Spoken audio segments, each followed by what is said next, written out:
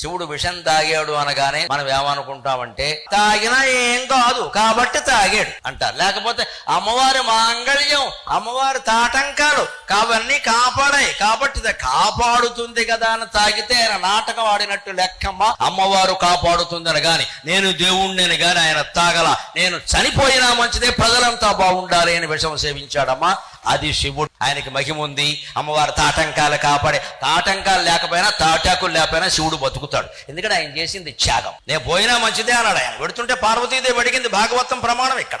ఎందుకు పెడుతున్నారు?